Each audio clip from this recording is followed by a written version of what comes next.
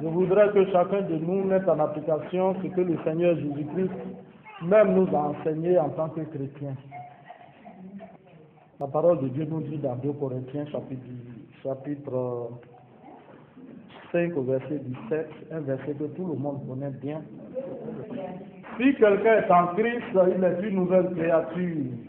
2 Corinthiens chapitre 5 verset 17.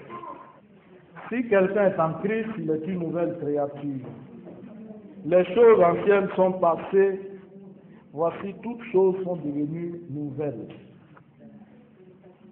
Ce n'est pas ce verset que je voulais introduire mon exhortation ce matin, mais je voulais plutôt vous ramener dans un autre texte de la Bible, en menant à la lumière ce verset de l'apôtre Paul.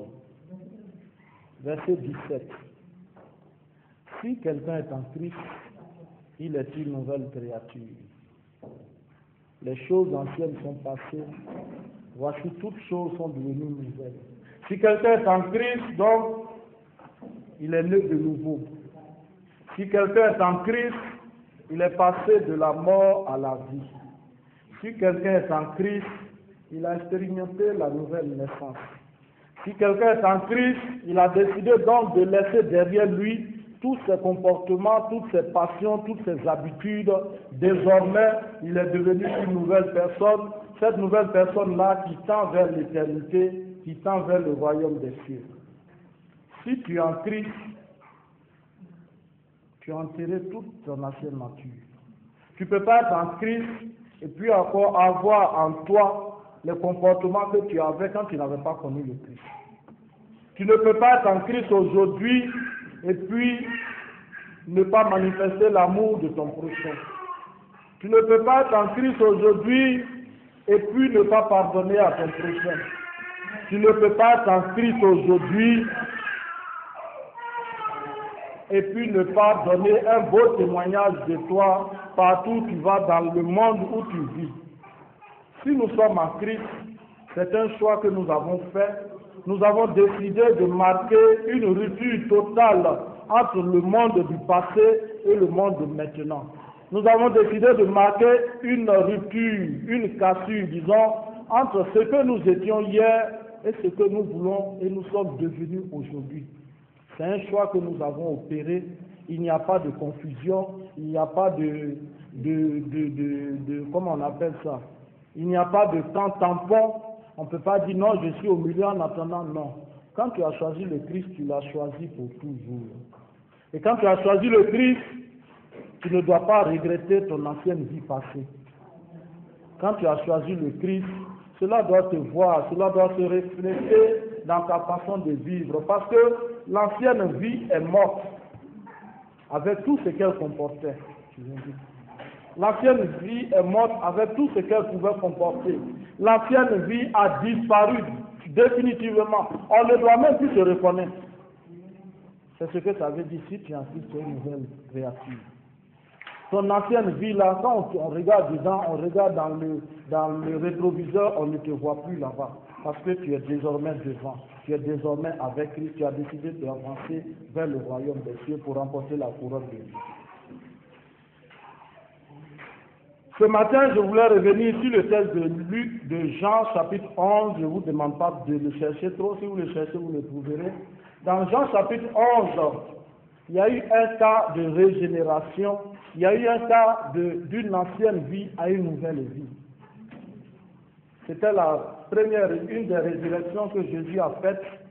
L'un des derniers miracles du Seigneur Jésus pendant qu'il devait aller vers la mort dans la zone de Béthanie, chez Marie et Marthe, les sœurs de Lazare.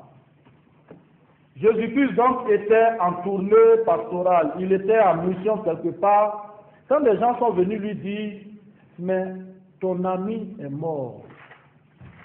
Jésus a fait comme s'il ne s'occupait pas de ce qu'il lui était. Jean chapitre 11. Et puis il a continué son ministère là où il était. 2 jours sont passés avant qu'il ne prenne le chemin pour revenir vers ses frères et sa sœur Marie et Marthe, les sœurs de Lazare. Quand Jésus est arrivé, les gens étaient abattus. Les gens étaient remplis de désespoir les gens n'attendaient plus rien de Jésus-Christ.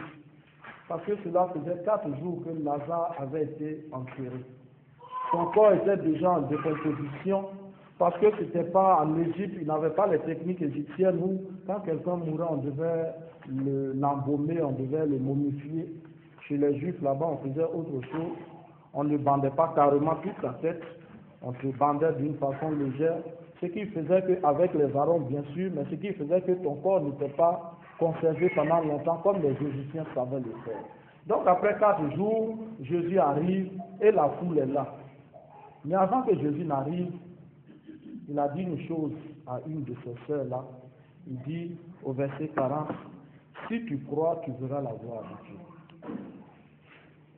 Si tu crois, tu verras la gloire de Dieu. Quand Jésus-Christ était en train de dire, si tu crois, tu vas voir la gloire de Dieu, il le disait aussi à ses disciples qui marchaient avec lui depuis quelques années, parce que Jésus-Christ était vers la fin de son ministère terrestre.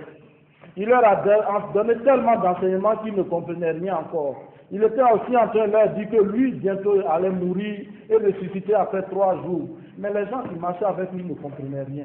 Ils étaient toujours dans le désespoir. Ils étaient dans l'amertume. Parce qu'une chose vient de se passer de triste. Quelqu'un vient de mourir. Et ce quelqu'un, par hasard, c'était un ami du Seigneur Jésus-Christ. D'ailleurs, quand vous lisez des textes, les commentateurs qui étaient là disent, ah, mais cet homme-là, Jésus devait l'aimer aussi tant pour qu'il pleure. Parce que ce jour-là, Jésus a pleuré. Jésus a pleuré d'amour, mais Jésus aussi a pleuré de colère. Il a pleuré de colère, pourquoi? Parce qu'il s'est rendu compte que tout ce qu'il a passé son temps à dire aux gens, si tu me crois, tu verras la gloire de Dieu. Il leur a donné des messages d'espoir, il leur a donné des messages d'espérance. Mais les gens, dès que la première occasion se présente à eux, ils sont désemparés, ils sont confus, ils ne comprennent plus rien, ils sont gagnés par le désespoir. Et la tristesse s'installe en eux, parce qu'ils n'ont pas encore vu la gloire de Dieu. Si tu crois, tu verras la gloire de Dieu. Après 4 jours, donc, Jésus va aller vers le tombeau.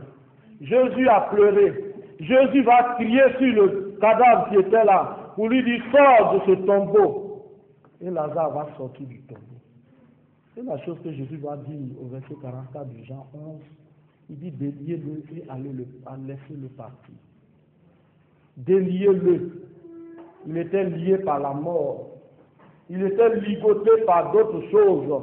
Il était lié par les ténèbres. Déliez-le. Rendez-lui sa liberté et laissez-le aller.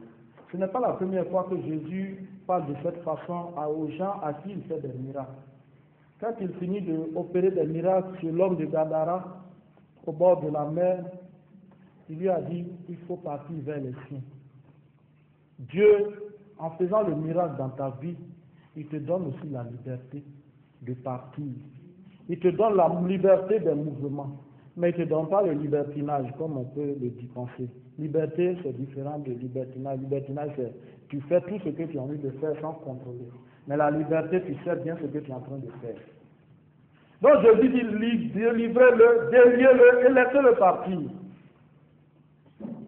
C'était symbolique la parole de Jésus-Christ, mais ça voulait dire autre chose.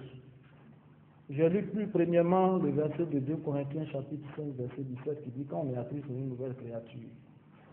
Voici Lazare qui vient d'une vie de mort et qui revient à la vie.